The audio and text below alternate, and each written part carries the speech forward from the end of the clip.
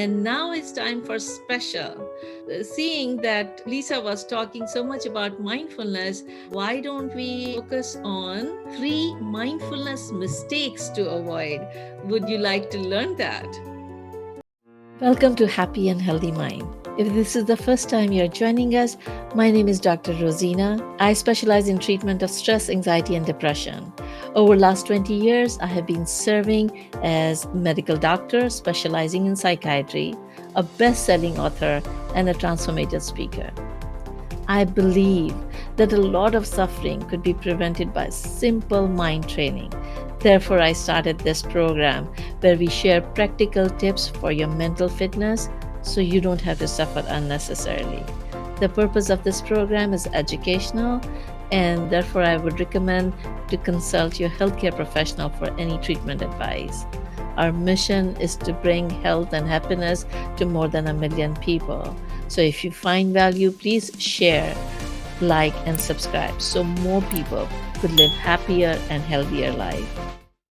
Yeah, I think a lot of beginners make they hear this word mindfulness and they develop their concept in mind and they start practicing here and there, and sometimes it is they don't find the benefit right away, or they find that benefits don't last, and they start kind of feeling oh, this doesn't work. And so I want to share these 3 mistakes you want to avoid. All right, so the first mistake that you want to avoid is knowing that mindfulness is not one thing. Mindfulness is combination of at least 3 major concepts, and that's why I call them map of mindfulness. You know how I sometimes use the example of a person who was, we were trying to teach him to develop this practice of calming down using biofeedback. Okay, so we had a biofeedback device, and it's supposed to help him calm down. Well, he was obsessing so much that he was constantly looking how many times he's getting stressed. You know how people wear these rings, stress rings, and they're constantly looking at, oh my God, my stress level is high. Oh my God, my stress level is high. They're actually building it up. So when it comes to observation and mindfulness, it's not just observe things, but observe things non-judgmentally. Don't keep on putting, this is right, this is wrong. Oh my God, I'm stressed. Oh my God, this is happening. Oh, it is observing without putting any judgment. So that is the attitude of mindfulness. That is a major part of mindfulness that could help you.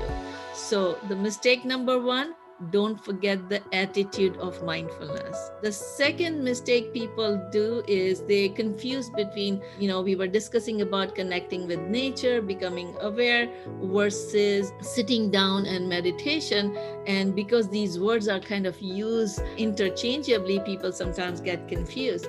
So know that mindfulness is both practice of mindfulness in daily activities, what Lisa was describing, when you can take this one moment of within the work hours, or getting at home, or wherever you are, becoming totally present using all your 5 senses. That's practice of mindfulness in daily activities, versus meditation of mindfulness, where you sit down for 5-10 minutes and you kind of close or decrease the stimulation that is coming from outside, and then just focus inside. And meditations could be of many different types. Some people focus on one word or one concept or one picture. When you are focused on your observing your thoughts and your present moment, that is called meditation. So that's why I call it a map of mindfulness: meditation, attitude, and practice. So that map. So if you are practicing mindfulness, practice it fully, avoid these mistakes, so then you can actually feel the benefit of mindfulness. And it is a muscle that you're building. Like, when you are trying to learn any activity, you're trying to learn how to drive, when you're trying to learn how to bike or swim, or any skill, you don't learn the first time around, right?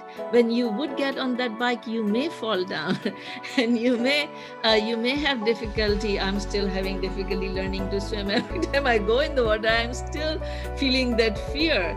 And so you have to gradually allow yourself to learn that skill.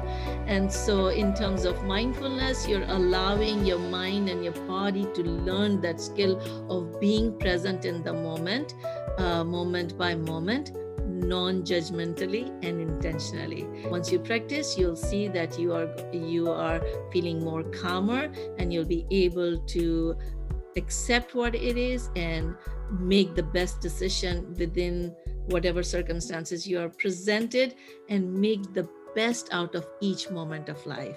So I leave you with a question. Today is the first day of the rest of your life. What do you choose to do going forward to nourish your soul? On that note, stay safe, happy, and healthy. Till next time, Dr. Rozina.